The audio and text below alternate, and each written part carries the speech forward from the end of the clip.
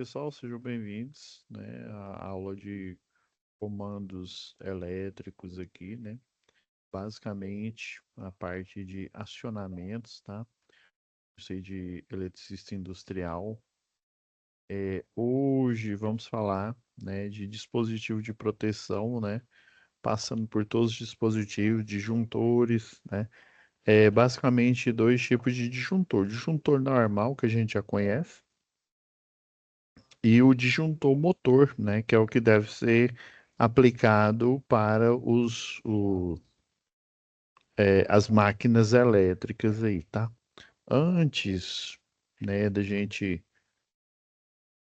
é, iniciar aqui, eu vou só fazer uma pré-chamada aqui, tá? Lembrando que eu iniciei o calendário de chamadas aqui do mês de abril, tá? Tamara Santos já tá ok. Fabiola,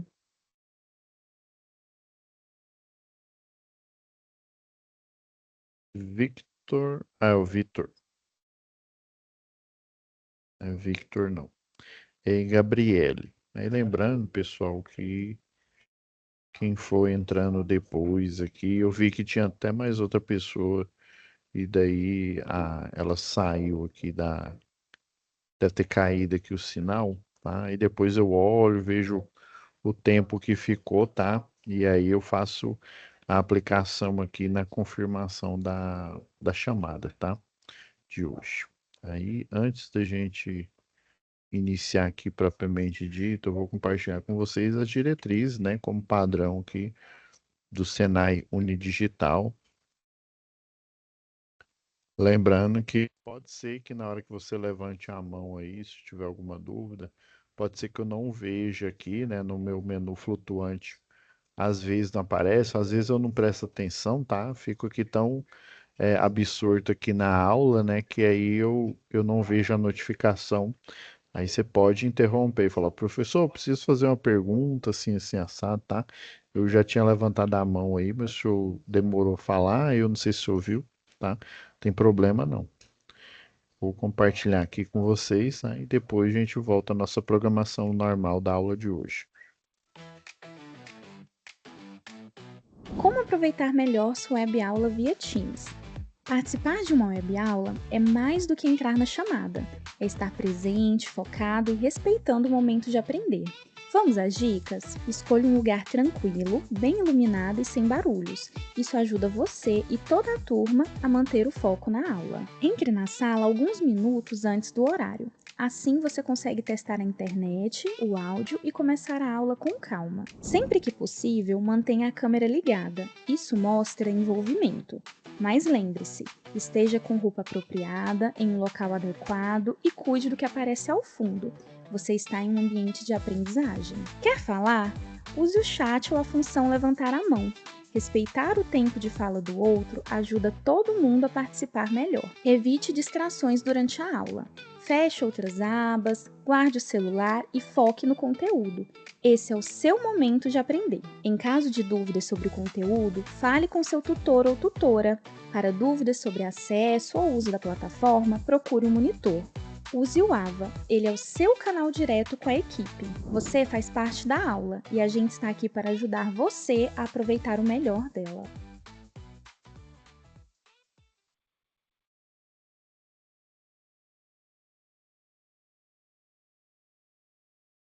E aí, pessoal, já vou iniciar aqui, já falando um pouco aqui. Eu estou tentando essas atividades de presença aqui, né, para não ficar aquela, não, só vou entregar isso porque é obrigação, é a atividade de presença que foi proposta aí pela unidade aí de Niquelândia, tá? E nós executamos aqui, que tem a ver, muitas informações que estão perguntando, principalmente nessa segunda atividade aqui, às vezes você não vai encontrar ela visível no motor, tá? Às vezes ele vem só mesmo com o básico, que é a potência em cavalo vapor, tá? Ou em HP, é, a relação corrente nominal com corrente de partida, tá? E rotação, tá? E aí, dependendo da quantidade de polos, você tem uma equação que dá para você saber até quantos RPMs esse motor ele pode chegar, tá? E aí a primeira parte aqui, que já vai estar liberada a partir das 20 horas, tá? É a parte de análise do motor. Aí eu vou aproveitar essa parte aqui e linkar com a aula de hoje aqui, que a gente vai falar de proteções, tá? E a gente pode até fazer um cálculo aqui. Nessa de hoje eu vou cobrar para a gente fazer a pesquisa. Inclusive, vocês vão fazer a gentileza de ir lá na biblioteca onde estão as aulas. Lembra dessa primeira aula aqui, ó. Inclusive, eu vou utilizar essas informações que eu peguei do livro lá do curso de eletrotécnico, não é nem do livro de vocês. Essas informações aqui, eu achei que aqui tá que mais condiz, mas também peguei do manual da VEG, esse daqui, ó. E aqui, deixa eu ver. Ó, em cima da primeira aula aqui, tem um material didático extra, ó, e esse motores VEG aqui é o guia prático, tá? Vocês podem baixar ele ali. Tá isso aqui, ó. É esse arquivo. E aí vocês podem utilizar para essa aula aqui essa partida direta. Eu vou procurar fazer o cálculo mais simples o possível, tá? Que é voltando aqui a partida direta. Aí na próxima aula a gente avança mais, vamos falar de partida compensadora, né? Já falamos aí da estrela triângulo. Vamos falar de chave compensadora, tá? Dos benefícios dela aí, tá? Embora teve atividade na aula passada relacionada, tá? A gente vai aprofundar um pouco mais sobre isso. Então pode pegar esse esquema aqui, essa partida direta, e esse manual aqui da VEG, motores VEG aqui, como material. Tem também da norma técnica da Equatorial Goiás, vocês podem utilizar também. Eu não abri ele ainda aqui, mas é já que eu abro aqui para vocês. Já vou deixar aqui no ponto da atividade. Isso. Aqui, ó.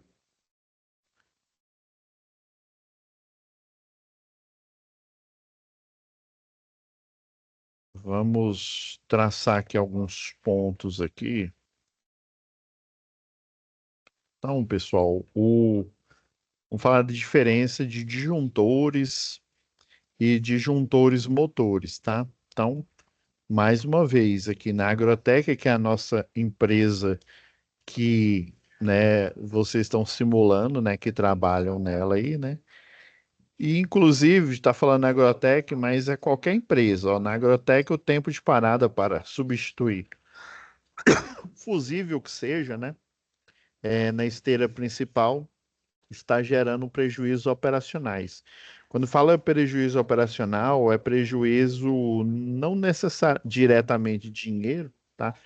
Mas toda a cadeia operacional, ou seja, de produção, ela vai ser afetada, porque você parou uma linha de produção, aquela linha de produção já tem um caminhão, por exemplo, lá na doca seca já aguardando outros produtos que foram envasados, embalados ali ou produzidos, né? Dependendo, eu vou pegar o exemplo Ambev, né? Já foram, né, envasados, né? Já foi feito o invase da bebida, já foi feito o armazenamento ali no galpão e a empilhadeira já vai se preparar para levar para a doca seca para fazer o carregamento e a logística, né? Então, esse prejuízo operacional é um prejuízo da logística, porque cada um tem que executar a tarefa num determinado tempo, melhor dizendo, num tempo médio ali, né? Não necessariamente tem que ser britânico ali, mas você tem que ter ali um tempo médio ali e você parar sem estar previsto, né? Conforme dita aí na manutenção preventiva, manutenção preditiva, né? A preventiva você faz paradas aí é, locais, né? Paradas planejadas aí para fazer manutenção, tá? A preventiva, além de você fazer essas paradas com as informações, por exemplo, uma caldeira, ela tem um livro e nesse livro todo e qualquer problema, manutenção que já foi executado, está registrado nesse livro. Então, com o tempo, você vai sabendo o que que apresentou problema, o que que já está desgastado, né, por ter sido trocado. Então, você monta um plano. Inclusive, você, além de ter o histórico de manutenção, você também tem uma, sensores, né, ou uma equipe. Tem dois jeitos de você fazer. Montar uma equipe de manutenção que de tempo em tempo fica verificando, faz um checklist ali, faz um checklist de verificação. Por exemplo, uma coisa que tem que ser feita todo dia é você lá no quadro de distribuição geral. Atualmente, o pessoal coloca aquele DPS, que é o supressor de surto, ele é apelidado de para-raio de baixa tensão. Antigamente só tinha ele no poste, tá? Só ali ligado no transformador, tá? Hoje em dia você tem ele no quadro de baixa tensão. E o do quadro é até mais fácil de lidar, porque ele tem uma luzinha, né? Se tiver luz verde, ele tá ok. Se tiver luz vermelha, ele tem que trocar. O que fica lá no poste, se não tiver o auxílio da chamada rede inteligente, a Smart Grid, que ela já, né, já tem um tempo que ela está aqui no Brasil a nível de distribuição de energia, né? Se a gente for pensar a nível de linha de transmissão e geração, isso já acontece desde sempre, desde a época que era tudo eletromecânico, e agora que além do eletromecânico, você tem a automação aí por processo de automação industrial que a gente conhece aí, utilizando CLPs, né? Até, né, hoje que nós temos as rotinas aí, tem uma máquina central, né? Geralmente um sistema robusto, ele é chamado de sistema escada, né? É um sistema, ele é um supervisório o supervisório vem de supervisão, né? Supervisório de aquisição de dados. Então, ele coleta dados, ele trata esses dados e toma decisões a partir desse dado, né? Ou desarmando, ou rearmando sistemas, desviando potência de um sistema que, né, que está menos impactado para um que está mais impactado. E no fim das contas, se tudo que ele tentou dar errado, ele desarma tudo. Ele derruba, mas ele vai até o fim ali, isso em tempo real, né? Então, o prejuízo operacional é nesse sentido. Então, a missão, né, nessa aula aqui é modernizar o painel, substituindo o fusível, né, uma proteção, vamos dizer assim, a primeira das proteções, né, é, fusível por proteção é rearmável e ajustado, garantindo que os motores fiquem protegidos contra sobrecarga, curto-circuito e falta de fase, né? Então, substituir esse fusível por algo, né, um disjuntor ou um disjuntor motor, e quando a gente trata de máquinas elétricas, tá? Então, vamos ver algumas diferenças aqui interessantes aqui. Então, toda aula, né, eu utilizo aí as metodologias aí, né, de aprendizado aqui, né, não só do modelo Senai, né, mas né, do pessoal aqui do pedagógico, né, que primeiro nós buscamos compreender, né, esse funcionamento, diferenciar, né, por exemplo, já que vai trocar de fusível para o disjuntor, né? O fusível, ele atuou, você tem que ir automaticamente. Seja um fusível igual aquele que eu mostrei na aula passada, né? Que é uma chave fusível que tem lá o cartucho, ou então aquele tipo faca, em que você tem o contato faca e tem uma basezinha, um fusível ali, né? E eles têm curvas de atuação, né? Com o chamado curvas de disparo, tá? Lembra que eu falei com a máquina elétrica, ela, agora eu vou pegar aqui para não esquecer, já eu vou pegar a partida direta aqui, tá?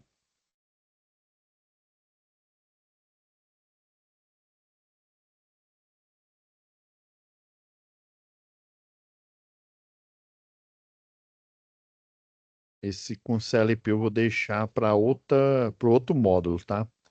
Quando a gente estiver falando de controladores lógico programáveis aí.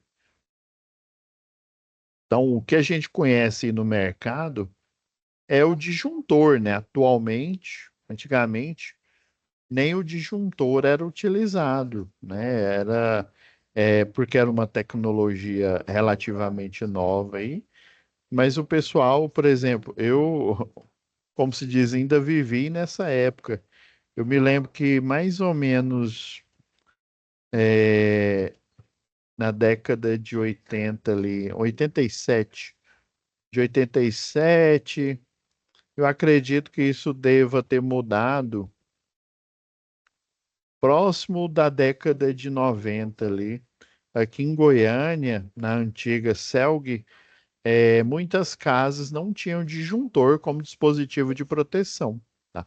O disjuntor, a vantagem é que ele é um relé, tá? Esse relé, ele aquece, ele tem basicamente um relé bimetálico, nós temos o termomagnético, né?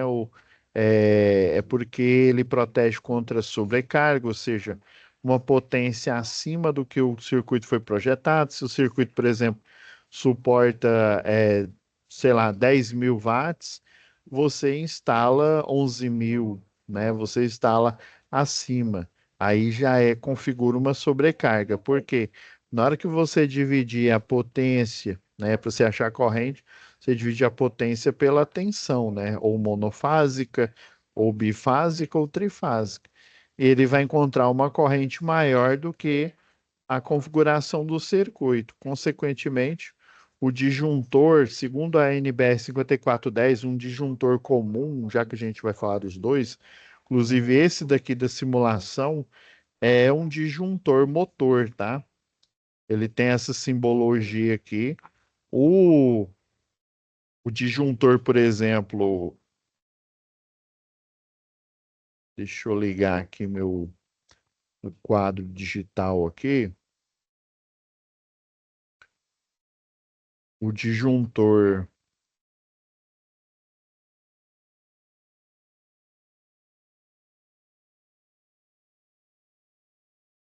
o disjuntor a seco, ele tem essa simbologia aqui que a gente vai encontrá-la no projeto aqui, ó. Quanto o disjuntor motor, você literalmente coloca o dispositivo de disparo juntamente com a simbologia do relé, tá? Do relé de sobrecarga aqui, tá? Aí tem da fase A, fase B, fase C e simbolizando a abertura dele. Já o disjuntor a seco, que não tem esse relé de sobrecarga aqui, inclusive o relé de sobrecarga, ele considera essas curvas aqui, as curvas de disparo, tá? E lembrando que o motor, ele tem aquele probleminha, né, que eu citei, né, que eu citei não, né, já falei bastante dele aqui,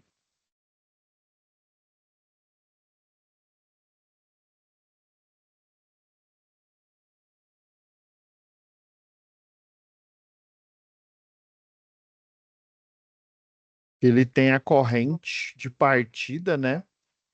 Corrente de partida, ela pode chegar até 8 vezes a nominal, tá? Então, isso é uma das coisas que você, em toda máquina elétrica, tem que aprender a configurar, né? A verificar a procedência, né? Então, aplicar o disjuntor motor no dimensionamento seguro das cargas, e por ser uma máquina elétrica, ou seja, ter esse comportamento anômalo, né, que é o transitório que eu expliquei para vocês, ter uma corrente muito alta ali em um período curto ali, essa curva de disparo, ela é o que possibilita a proteção ali, entender que aquela corrente, ela flutua até um nível de corrente ali, por exemplo, vamos supor que a relação corrente de partida, corrente nominal, ela é de 8 vezes, né? Então, 8 vezes não, vamos pegar menor aí, sei lá, 4 vezes e meia. Então, você já pensa o quê? Já pensa no motor em 4 vezes a corrente nominal, aí diferente se a corrente der, por exemplo, a corrente máxima aí de potência deu 10 amperes, você já tem que pensar no fator multiplicativo. Se fosse uma máquina resistiva, por exemplo, ou qualquer outra máquina que não seja uma máquina elétrica, um motor elétrico, você simplesmente só pegaria esses 10 da corrente, somaria mais 5, que é a recomendação do 5410, e, portanto, o disjuntor seria um disjuntor de 15 amperes, tá? Que é porque a corrente é para ele suportar a corrente de partida, não necessariamente que vai ter uma corrente ali de 15 amperes. Partida não, desculpa, a corrente máxima dele. Aí pensando na corrente de partida, claramente esse disjuntor ele vai desarmar, porque se você tem um disjuntor de 10 amperes no máximo, e a relação dele é de 4,8, por exemplo, 4 vezes 4,8, você concorda que no transitório essa corrente vai a 48. Se eu simplesmente só usar a regra normal da NBR 5410, que é somar mais 5, né, daria um disjuntor de 15 amperes, você vai perceber que na partida dele, o termomagnético dele não suporta isso.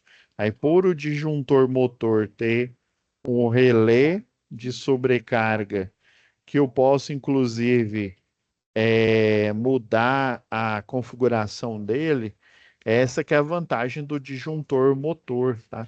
Ele não sei se vocês já viram, tem um disjuntor, só que ele é para quadro de distribuição, ele é chamado de disjuntor caixa moldada. Aí o caixa moldada, por exemplo, tem disjuntores aí de 800 amperes, ele não necessariamente vai funcionar para 800, tá? Tem lá um trimpotezinho que é semelhante ao trimpote aí do relé, e você consegue mudar a corrente máxima dele ali. Se ele aguenta 800, você mudando a configuração ali no trempote, ele pode suportar, por exemplo, 400 ou 600, tá? Então, o disjuntor de caixa moldada, ele tem essa vantagem. Ele é o único desses disjuntores aqui a seco, né? Esse também é a seco, só que ele é motor, né? E esse é a seco, só que ele é um disjuntor comum. Você tem que levar em consideração a corrente de partida, tá? Então vamos passando aqui, né? O problema real, né? Cada parada que você faz aqui, ela incorre em custo, né? Incorre em tempo que não está produzindo. Às vezes, dependendo do tipo de produção que você está fazendo, toda a produção ela já está vendida, tá? Você só ainda não produziu. Ela já está vendida. Você tem que produzir para ela ficar pronta até tal dia, que aí depois daquele tal dia, ainda vai ser colocada no caminhão, vai ser, né, vai ser armazenada, depois vai ser agendada, colocada no caminhão, o pessoal vai vir no pátio pegar, às vezes ou leva de caminhão até a localidade, ou às vezes ele vai para o aeroporto e depois ele segue de avião, ou vai de navio, dependendo, né? Mas a gente falando aqui, né, Brasil, né, nível Brasil aí, ou ele vai por transporte terrestre, né, por um caminhão transportador, ou às vezes ele, né, vai aéreo aí, dependendo aí do frete, né, do que foi acordado aí. Então, você pode colocar, né, um nível de proteção aí diferente. A vantagem, por exemplo, de um disjuntor a seco, um disjuntor motor, é que ocorreu um surto, ocorreu qualquer problema, ele vai, né, resfriar e aí só depois ele pode rearmar novamente, né? Dá para você fazer isso, tá? Você pode fazer esse controle aí e o fusível, toda queima, todo problema que acontece, esse fusível ele tem que ser trocado, tá? Seria uma das vantagens aí, né? Então, o disjuntor, ó, principalmente, ele vai proteger o circuito, né? O que está dito aqui, né? Proteger condutores, equipamentos, instalações contra sobrecorrente, né? Corrente excessiva que causa aquecimento, incêndio, né? Ou destruição do componente. Do mesmo jeito, lá o fusível, ele vai fazer isso. Fusível, ele vai proteger contra tudo isso daqui. A questão é que ele vai literalmente, o elo dele vai queimar e aí só você trocando. Já o disjuntor não. Ele desarma, mas dependendo do nível lá de proteção que ele está setado, às vezes ele nem aquece direito, não, tá? Aparecer um nível de corrente acima do que foi projetado ali, né? Acima do que a curva não permite, ele já acessa na hora, né? Quando aplicar, basicamente hoje em dia é em tudo, ó. Quadro de distribuições industriais, circuitos de força, de motor, tá? Aí o disjuntor motor já é uma solução melhor, tá? Igual nesse exemplozinho aqui de partida direta, né? Com certeza esse motor aqui, deixa eu colocar para cá para a gente enxergar aqui. Se ele é partida direta, ele para nós aqui, né, Equatorial Distribuição é setada nesse nível aqui, né, 220/380, né, ou 380/220, sabemos que a tensão menor é a tensão mono, né, monofásica, e a tensão maior é a tensão de linha, a tensão entre duas fases, tá? E todos os circuitos né, de distribuição, eles vêm com essa nomenclatura aqui, tá? A tensão trifásica, ela sequer é citada aí, você que é da área que tem que entender e perceber isso, tá? Lembrando, se eu quiser achar a tensão trifásica, eu encontro do mesmo jeito que eu acho a de linha ou a bifásica, multiplicando por raiz de 3. E eu tenho que pegar a bifásica, que é a maior, né? E multiplicar por raiz de 3, que aí vai dar próximo aí da casa dos 660. Essa daqui, né? 220 vezes raiz de 3 vai dar 380. Por isso tem muita gente que confunde, né? Acha que quando é 380 é trifásico, tá? Uns pelo motivo errado aqui, porque 380 acha que é a tensão trifásica aqui em Goiás, por exemplo, e lá, né, é pelo motivo, entre aspas, certo, né, porque não é a tensão, né, a tensão de linha aqui, né, essa que é a tensão de linha e, na verdade, é uma tensão trifásica que ela não aparece na máquina, aqui na configuração, Sinceramente, eu não sei o porquê, tem algumas teorias aí, né? Inclusive, o professor da faculdade também, né, levantava essas questões aí, mas, assim, tem nomenclatura, por exemplo, uma válvula, você tem na pneumática, aqui daí eu consigo escrever no papel, é no outro aqui que eu não consigo, por exemplo, você precisa. Um pistão, basicamente, ele vai ter um cilindro aqui e você vai ter o pistão em si, né, que é o êmbolo, e você tem aqui a alavanca dele, né, que ele vai pressionar.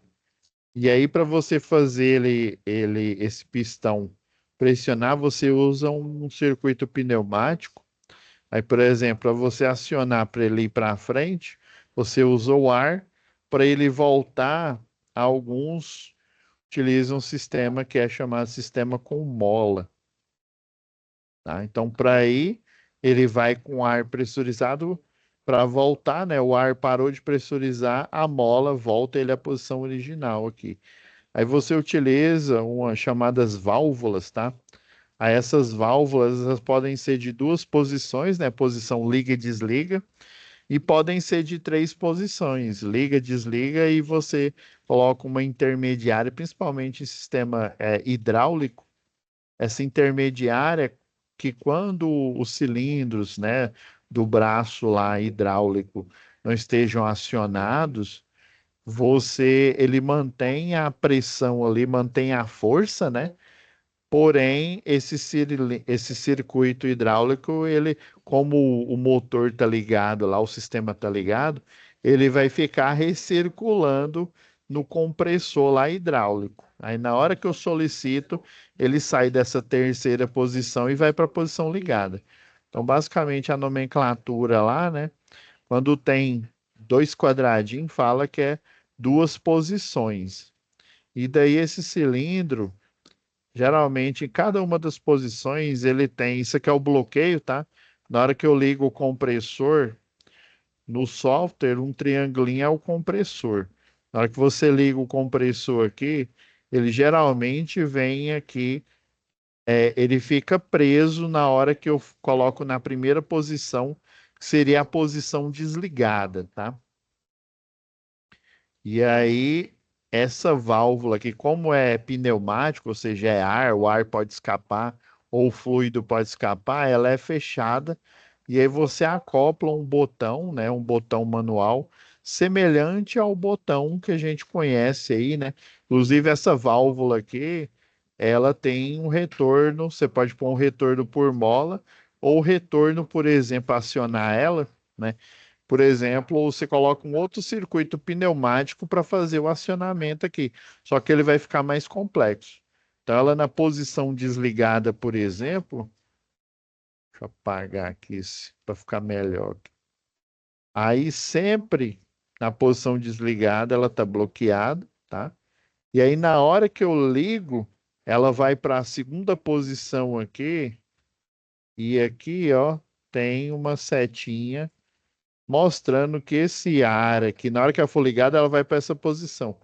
Aí ela fica ligada aqui. Aí o ar vem para cá e preenche todo o cilindro. Na hora que desliga, ela volta para a posição e vem para essa posição aqui que o ar fica preso, né?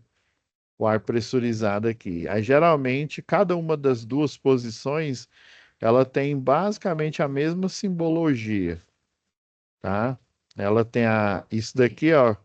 Um bloqueio eu conto como uma via, ou seja, uma via que é bloqueada. E a setinha aqui eu conto como duas vias. Eu conto, né, essa ponta aqui como uma via, essa ponta como outra. Então, em cada uma das posições eu tenho três vias. Tenho a via de bloqueio e tem as outras duas vias, que na hora que esse ar aqui ele desliga, né, ele tem que voltar. E essa válvula, ela internamente, né, ela tem um mecanismo aqui. Então, ela ela fica instalada nessa posição aqui, mas na hora que liga e desliga, ela fica alternando entre essas duas posições. Aí na hora que ela desliga, todo esse ar aqui ele tem que ir para algum lugar, ele vem e volta aqui.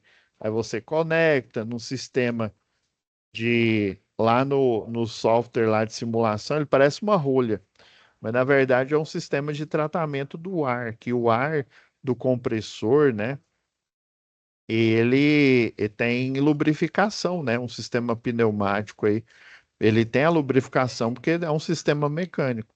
Então, gotículas dessa lubrificação ficam no sistema. E aqui é justamente para ele escapar o ar. E na hora que esse ar escapar aqui, reter tudo que não é ar, né? Ou tudo que é sujeira aqui, vai ficar no filtro e vai ser recolhido, tá? Então, esse sistema aqui, né, esse botão aqui, essa válvula aqui, onde você acopla o botão para acionar manualmente e o retorno com a mola, você vai chamar de válvula de 3 por 2. Não é 3 dividido por 2, não. É 3 por 2 vias. Essa é a nomenclatura.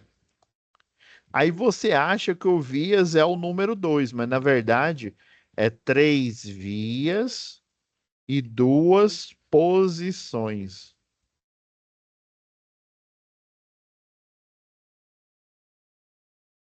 Duas posições, tá?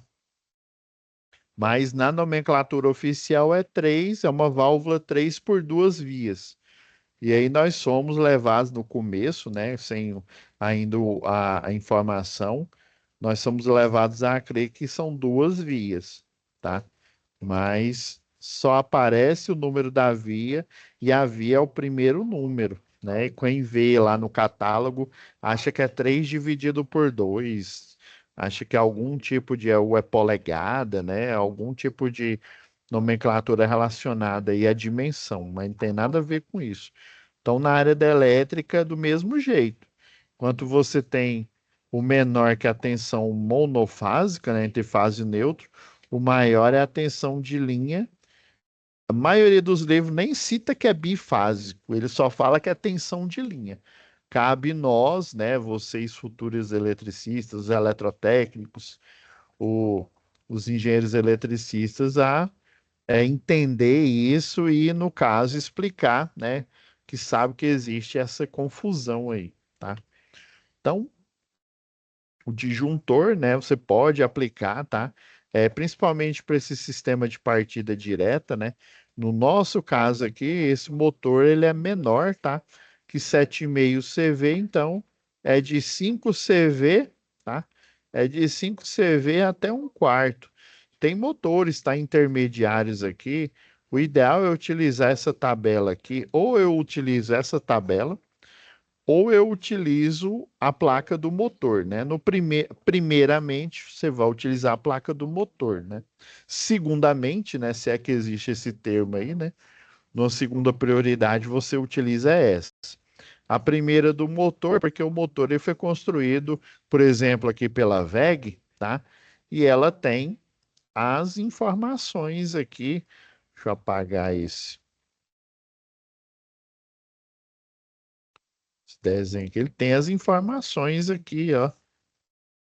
Você vai pegar, ó, tá na página 13 aqui, tá? Do material aqui. Você tem as informações aqui, por exemplo, aqui, ó, a quantidade, aí mostra aqui, ó, 3, que é a potência aqui, tá? E aí, por exemplo, ó, uma coisa que você deve olhar aqui, que esse aqui, ó, tem tudo, ó, inclusive tem tudo que tá perguntando aqui, ó, tem rendimento. Deixa eu ver se tem um grau IP aqui. Aqui é a relação corrente nominal com a corrente de partida, tá? Nesse motor específico é 7,3, né, vezes, ou seja, a corrente de partida é 7,3 vezes maior do que a corrente nominal. Então, disjuntor motor, se for o ideal é que o disjuntor motor seja para todo e qualquer motor, tá? Inclusive motores é, abaixo, né? De 7,5 CV, que é o que a tabela que recomenda, né? A própria concessionária que recomenda para partida direta, no nosso caso aqui, né? Já para um local onde o monofásico é 127, ela recomenda abaixo de 5 CV. Então, abaixo de 5 CV é de 3 para baixo. 3 CV para baixo, onde a tensão monofásica é 127 volts, e de 5 para baixo, onde é, no nosso caso aqui, o mono 220, tensão de linha 380 aqui, tá? Porque que é importante, né? Aqui, ó, elimina o tempo de espera por peça de reposição, tá? E reduz o risco de instalação de fusíveis incorretos.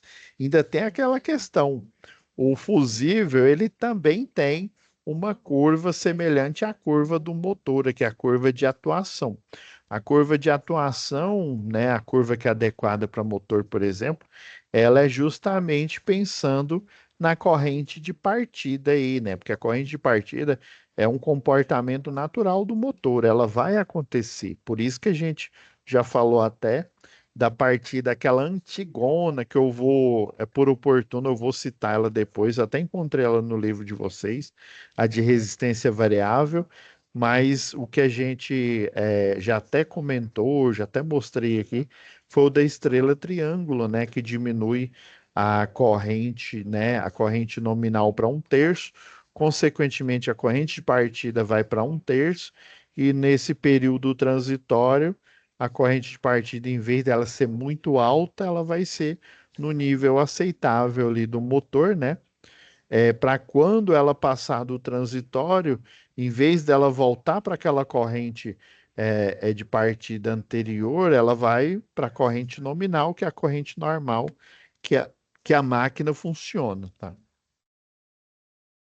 Então, além, né, de demorar, o disjuntor, né, desarmou o eletricista, né? Ou dependendo da gravidade, até o técnico vai lá ver também, tá? Mas basicamente o eletricista vai lá, faz uma inspeção visual, né? Vê se o barramento não tem ponto quente, às vezes até leva aquele, como é que chama? O termovisor, né? Para você verificar ali se tem ponto quente.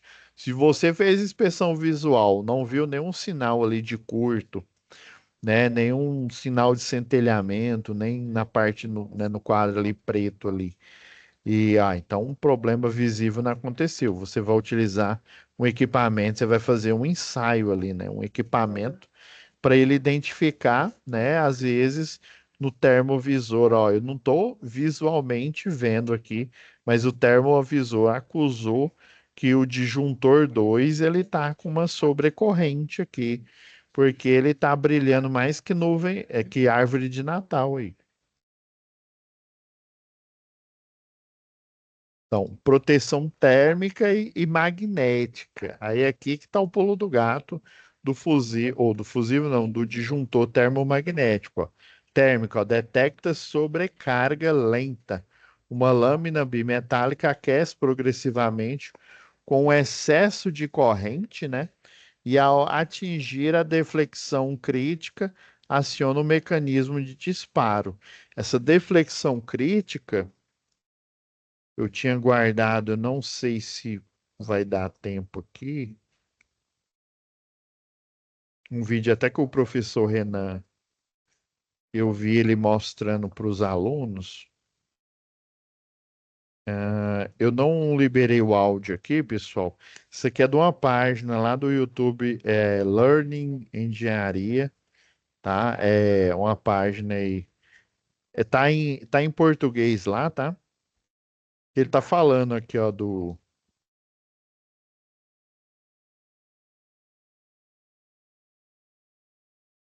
Deixa eu encontrar aqui.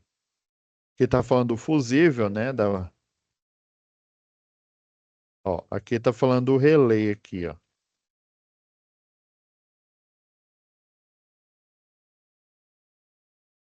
Esse bimetálico aqui, ele vai se deformar. É isso aqui que tá falando.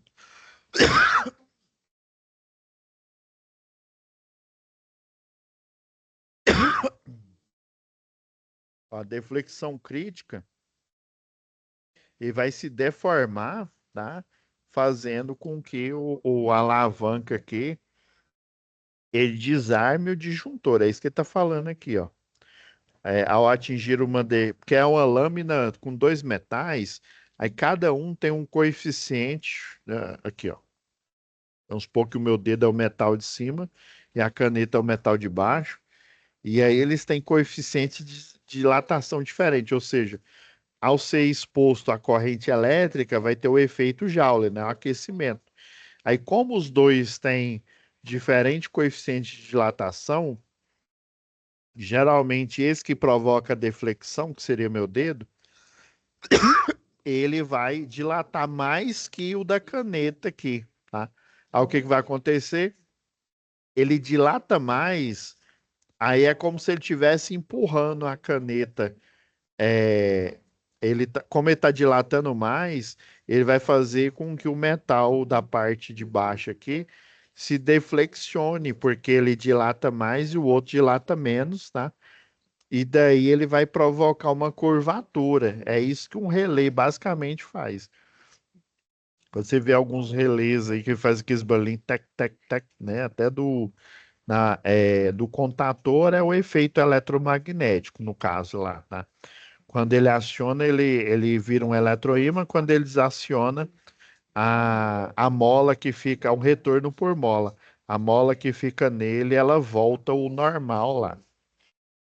Que se não tivesse a mola, ele nem voltaria para o normal. Ele não conduziria, mas ele, né, dependendo do jeito que você instalasse ele, né, ele não ia retornar para o local, para o lugar. E por isso você tem que pôr uma mola.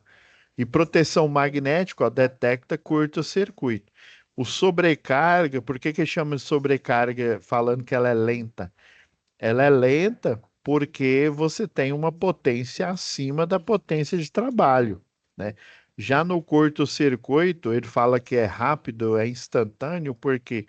Porque no curto-circuito, a corrente ela vai tender ao infinito, ou seja, quando eu não tenho, por exemplo, entre a fase e o neutro, um equipamento e eu simplesmente vou lá e coloco um clipe de papel, aquele clipe de papel, ele tem um metal, ele tem uma distância menor ali, muito diferente, por exemplo, de aquelas churrasqueira, por exemplo, aquelas assadeiras de pão, né? Em que o calor ele vai ser todo distribuído numa área muito grande. Quando é área, a gente já pensa aí da segunda lei de Ohm, que ela depende do tamanho.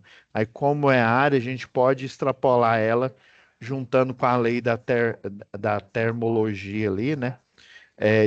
A parte de propagação de calor, que ela vai ser espalhada na superfície ali. Então, a carga, ela precisa, por exemplo, se é um equipamento de aquecimento, ela precisa de espaço para se dissipar. O curto-circuito, basicamente, você faz com que tenha diferença de potencial sem você ter material, metal ali, né, para aquecer ou para realizar outro tipo de tarefa ali. No caso do motor, para ele fazer o giro, né? O provocar ali, né, por diferença ali no vetor no vetor força, né, ele provocar o giro ali e fazer esse consumo, tá? Então, por isso que ele fala que é rápido o curto-circuito, porque a corrente, por eu não ter uma carga ali para dissipar a energia elétrica, ela vai se elevar muito rápido, tá? Por isso que ela tende ao infinito, ou seja, vai um valor tão alto que você consegue visualizar a corrente elétrica, que é na forma do arco elétrico.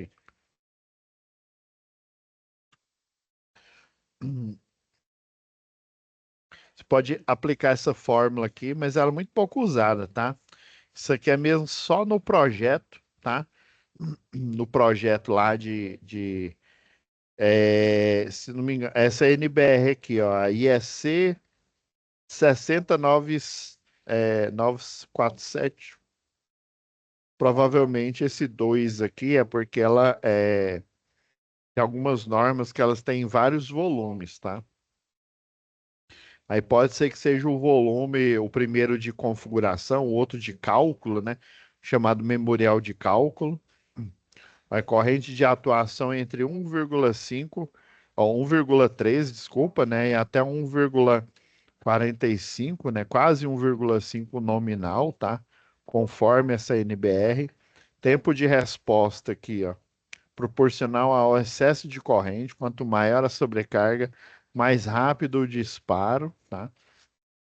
Então, aquela história, né? Se ele foi projetado para uma corrente de 10 amperes e eu coloco uma corrente de 10,1 ou 11, né? Ela vai ser bem menor do que uma corrente de curto-circuito, que ela literalmente, em vez de 10, ela vai para uma corrente muito alta ali, sei lá, 10 mil amperes, né? Que é o que provocaria um arco elétrico, né? Provocaria ionização do ar ali em volta dos contatos elétricos. Após o disparo, aguardar resfriamento de 2 minutos, tá? E dependendo também, tá? Da quantidade de sobrecarga, às vezes nem 2 minutos precisa, tá? Mas às vezes o problema lá do circuito, ele deu uma sobrecarga e você não sabe, e aí você automaticamente já arma ele novamente, ele tem que esfriar. Se essa sobrecarga for muito alta, igual eu citei, né? Em vez de 10, por exemplo, for 20 amperes, né? Que praticamente o dobro aí, né? Da proteção. Aí você vai ter que esperar um pouquinho, né? Na média, aí, 2 minutos, né? E às vezes o pessoal tá ali no seu ouvido ali, você já vai e coloca um disjuntor igualzinho, um novo, né? Só que ele tá resfriado. E aí, se essa sobrecarga ela se repetir, né? Se perpetuar, vai acontecer a mesma coisa. O que mais aqui que a gente pode falar aqui?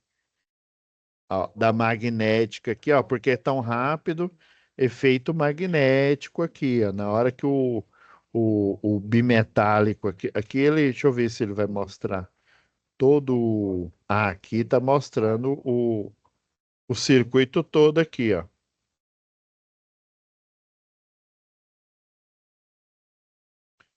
Aqui, ó.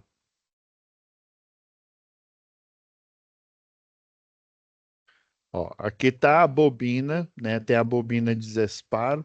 Aqui, ó, aqui dentro fica chama de, não, não é aqui dentro, não, é nessa parte aqui, ó. É o invólucro de extinção de arco elétrico, tá? É bem aqui. E daí ela é magnética porque, ó, na hora que a corrente elétrica aqui, ó, lembra que eu falei da regra da mão direita, né? Corrente elétrica, aí você usa a mão direita para você conseguir visualizar melhor aqui. A corrente elétrica é o seu dedão, aqui é o campo magnético, tá? E vai haver a formação de uma força aí, tá? E aí, ó, coloca esse cilindro de ferro, tá? Com essa mola aqui, ó. Isso tudo dentro da bobina, ó. Aí o campo magnético, o que que ele vai fazer? Esse efeito aqui, ó. Esse efeito aqui, a parte o magnético aqui, né? Que ele fala aqui que é do curto-circuito, ó, em menos de 20 milissegundos. Isso aqui é semelhante. Lembra que eu desenhei aqui agora há pouco aqui, fazendo um exemplo aqui com hidráulica aqui, com pneumática, né? Tem uma válvula que ela chama válvula solenoide e ela funciona mais ou menos desse jeito aqui. Você coloca uma bobina, você coloca um retorno aqui por mola, né? A bobina aqui por fora, tá vendo? Ela bem, bem clarinha aqui, né? Pra gente enxergar aqui por dentro. Você tem a bobina, você tem o pino aqui, que, né, o que vai ser empurrado, ó, como ele está livre, ele vai ser empurrado aqui pela direção do fluxo magnético aqui, tá? Aí ele vai fechar como se fosse um transformador mesmo. um transformador, se a gente pudesse cortar ele no meio ali, né? Inclusive o contator que dá o contato magnético, ele é desenhado igualzinho um transformador repartido no meio. Na hora que eu tenho um princípio eletromagnético, vai criar esse campo magnético nos dois lados ali do contator, né, da bobina. Aí o que que ele faz? Esse efeito eletromagnético, ele gera uma força empurrando uma bobina contra a outra. Aí por isso que na hora que você aciona o motor lá, né, o contator ali, ele faz aquele barulho, pac, aí bate aqui, né? E aqui do mesmo jeito aqui, ó, a válvula solenoide faz isso, ó. Aí ela empurra essa alavanca aqui, né? Aí o termomagnético, né? Como é uma corrente muito alta aqui, né? Igual eu falei, né? Da diferença aqui, e acontece aí em menos de 20 milissegundos, ó. É quase instantâneo, não depende de aquecimento, ou seja, se a corrente é muito alta aqui, ele vai, quanto mais alta a corrente, ele cria um eletroímã, né? E o eletroímã, quanto mais alto, quando você faz um eletroímã ali, quanto mais alta a corrente, maior é a força, né? A densidade de campo magnético com que ele vai atrair, né? Dependendo, ou com que ele vai expulsar. Geralmente, ele expulsa aqui, ó, do polo, sai aqui, ó, do polo sul, vai para o polo norte, e aí, se ele fosse maciço, né? Ele sairia de um lugar e ia para o outro, mas como ele é vazado, né? É formado por uma bobina. Ele fica, se eu colocasse uma partícula aqui, ela ficaria dando essa volta aqui elíptica o tempo inteiro. Aqui no, dependendo da linha onde ele pegar aqui, ó, às vezes ela iria para um lado, iria para o outro aqui, né? Dependendo da velocidade de deriva aqui, ela iria continuar nesse circuito aqui. Às vezes, como é um núcleo que não tem, né, ele não é magnético, é ar, né?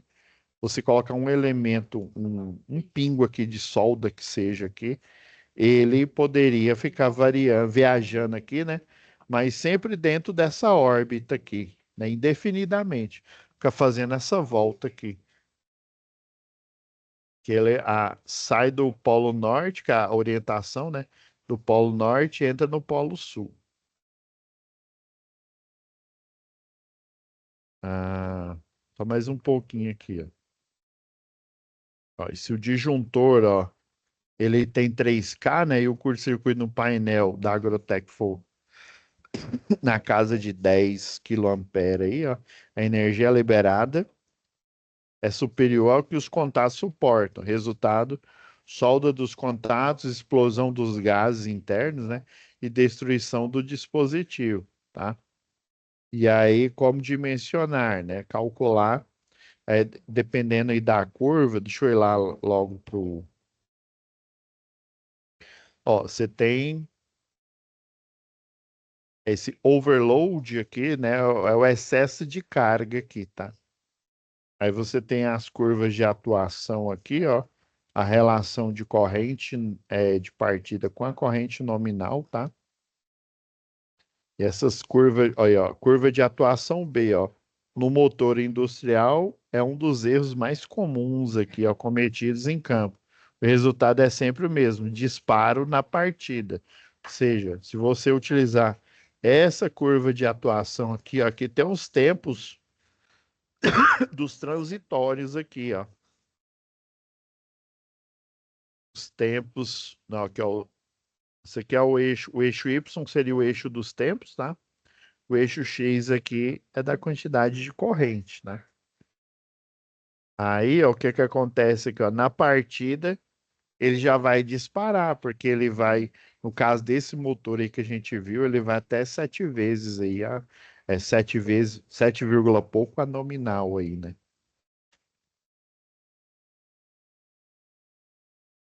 Ó, curva B, né, para ficar bem setado aqui pra gente, ó. Ó, o disparo, ó, 3 vezes a 5 vezes a nominal, né? Cargas resistivas, né? Resistiva a gente lembra de resistência. Então, basicamente, ó, aquecedor, iluminação incandescente, forno elétrico. Aí por quê? Ó, não possui pico de partida significativo. Na verdade, ela não possui pico, não, viu? Ela poderia ter um pico se eu deliberadamente, na hora de um chuveiro, o chuveiro que a gente tem hoje é bem diferente do um dos primeiros chuveiros, mas basicamente você tem lá a, o diafragma ele enche, aí ele pega esse contato aqui, na hora que você. É por isso que é bom você deixar a câmara do chuveiro ou da hidromassagem já cheia d'água ali, né? Aí, na hora que tem pressão da água, a água começa a fluir, ele vai, esse diafragma, ele empurra o contato. Aí, basicamente, vamos dizer assim, essa corrente alta aí, ela seria em função nessa demora de entrar em contato, ou até mesmo de um problema de fabricação.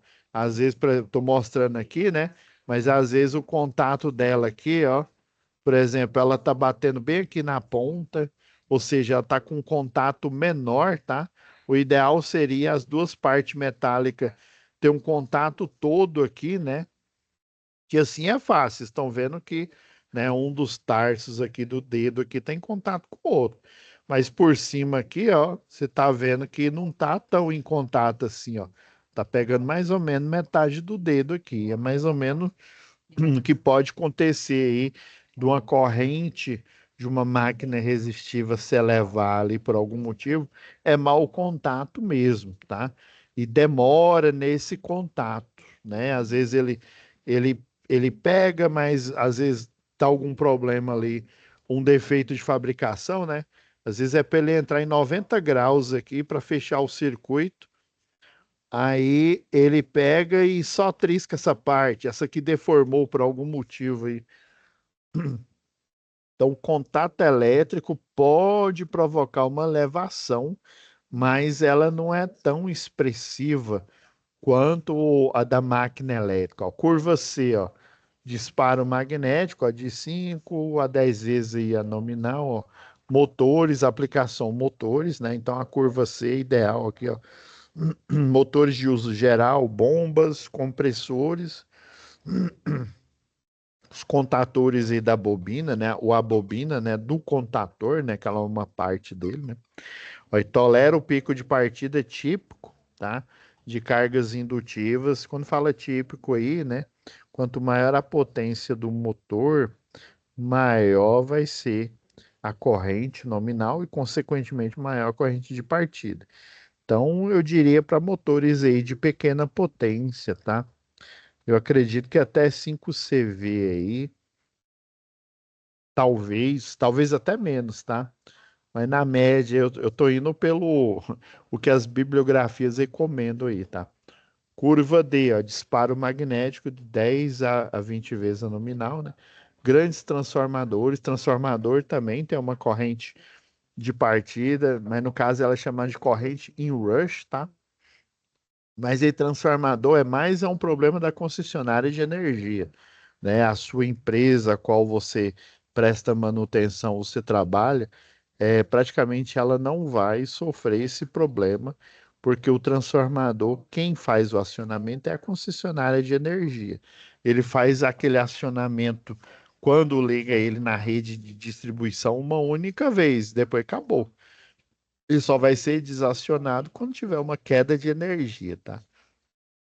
Então, o transformador, geralmente, você aciona ele uma única vez e se não tiver interrupção de energia, ele funciona ad eterno, né? E já o motor, não, você tem que dar partida, né? Quando você vai funcionar, quando não tem produção, por exemplo, não tem sentido, né? Um motor contínuo ali, né? Um motor de giro contínuo do esteira, ou um motor de passo ali né, de um braço robótico. Não tem um porquê ele tá funcionando, né? Tá ligado ali o tempo inteiro ali. Obviamente ele vai ter um regime de trabalho ali.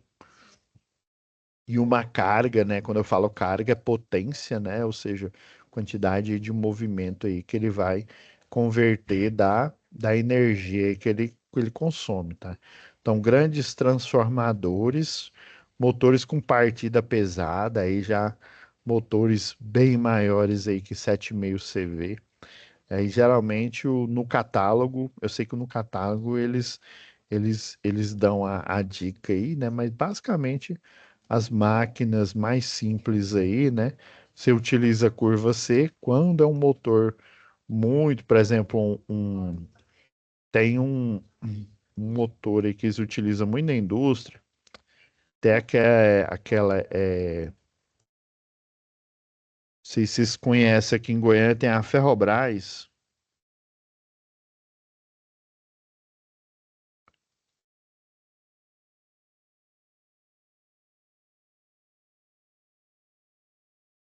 Ah, vamos pegar esse.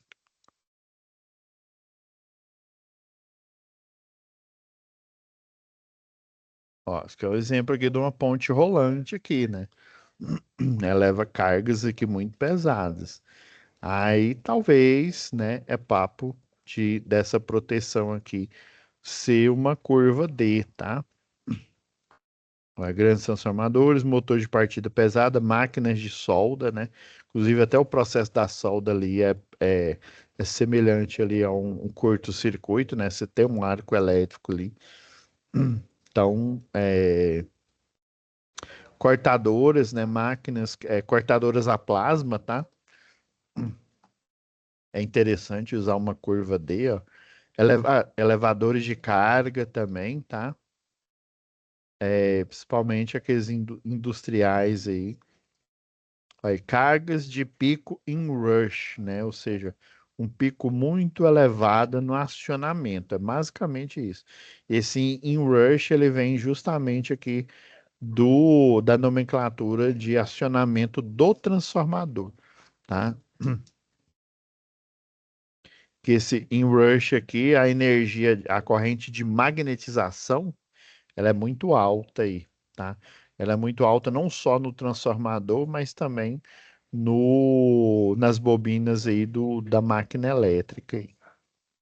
Aí necessita, ó, extremamente alto, necessitam de maior tolerância, ou seja, com certeza na curva D, né, a corrente de partida é o caso em que algumas nomenclaturas aí clássicas aí de engenharia elétrica chegam a dizer que tem máquina que é fácil e chega a 10 vezes a nominal, né? O consenso maior da maioria das nomenclaturas das literaturas aí é 8 vezes, mas tem, né, algumas máquinas aí extremamente pesadas aí que no caso são as de curva D, tá?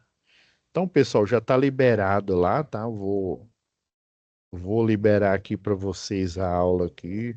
A gente pode até fazer esse cálculo aqui. Hoje vocês vão pesquisar aqui, tá? Então, vocês vão olhar na placa do motor aqui.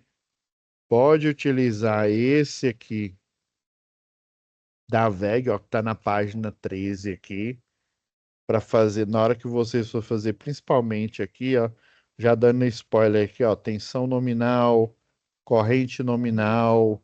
Aí, basicamente, às vezes, dependendo da placa, que ele não mostra a corrente nominal, mas ele mostra que a relação corrente nominal, corrente de partida, tá? Às vezes você tem que deduzir ela pela potência do motor, né? Fazendo a conversão, igual esse daqui, ó, tá falando HP, CV, tá? E aí façam aqui a identificação, tá? E aí expliquem aqui, ó, plaqueta de identificação, né? Por que que ela é importante, tá? Por que que aí eu já dei a dica aí, né? A prioridade é você olhar na plaqueta do motor para fazer um dimensionamento, um projeto, tá? Mas na falta dela aí, você pode utilizar a segunda linha, são essas tabelas aqui da concessionária, as normas técnicas de distribuição da concessionária. Por quê? Porque, por exemplo, esse 1/4 de CV aqui, ó, por exemplo, vamos supor que você tem lá um motor de 1/5 de CV. Esse 1/4 de CV, você tem a configuração. Se eu fosse pegar 1/5 de CV e multiplicar ele por exemplo, por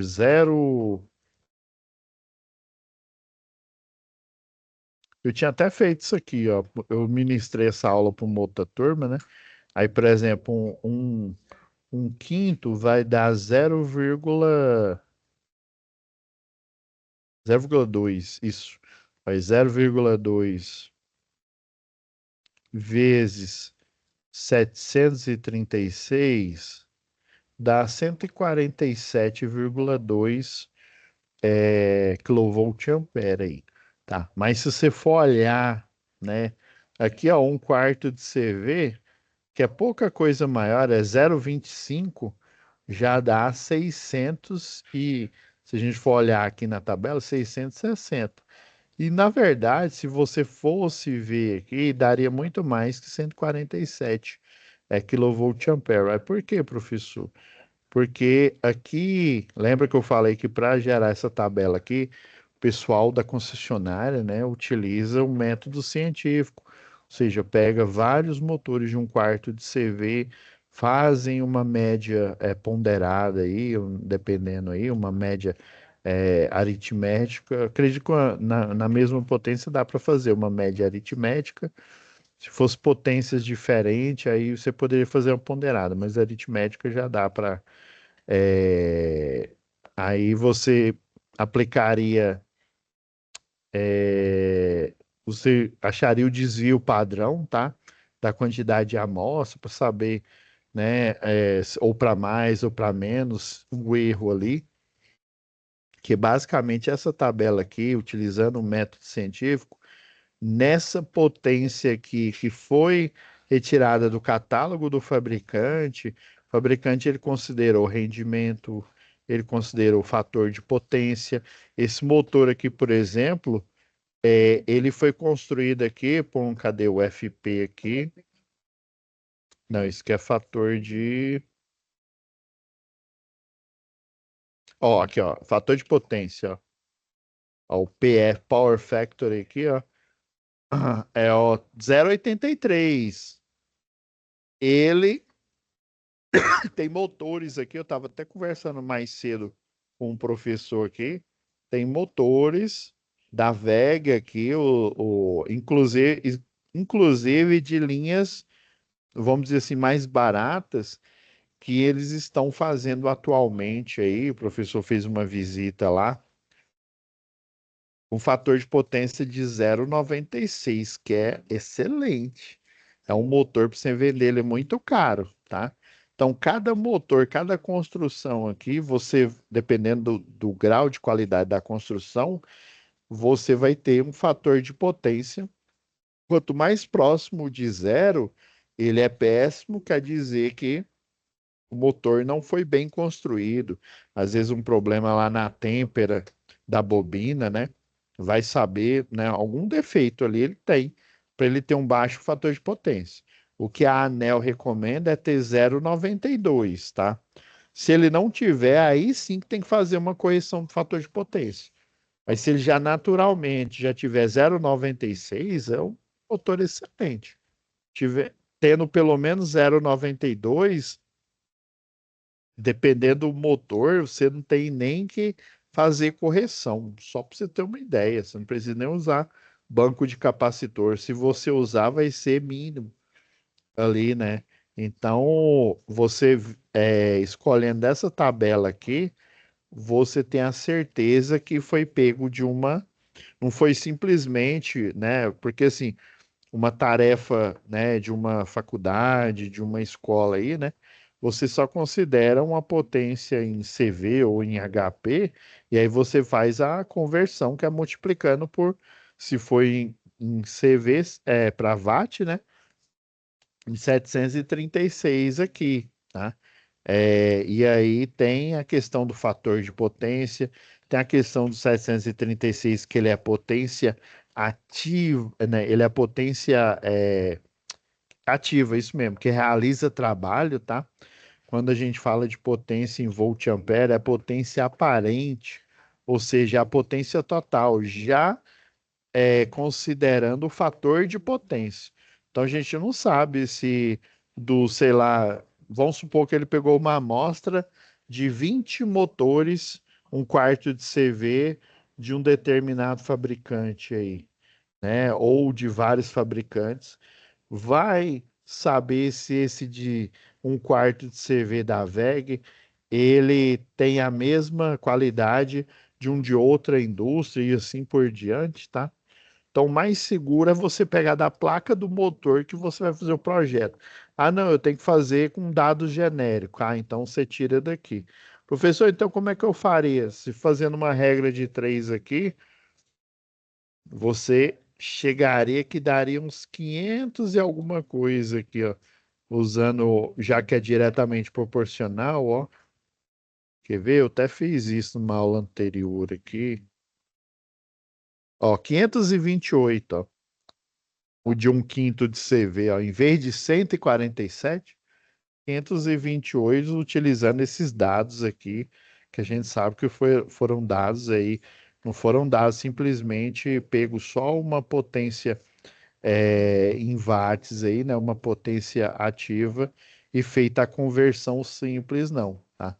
Então tem que considerar a potência aparente, considerar fator de potência, rendimento e por aí vai, né? Para você chegar no valor real da máquina real mesmo, tá?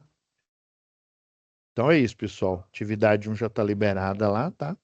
E atividade 2 a partir das 21 horas, vai estar liberada para vocês, tá? Então é isso. Fiquem com Deus, tá? E até a próxima web aula ao vivo. Tchau, tchau.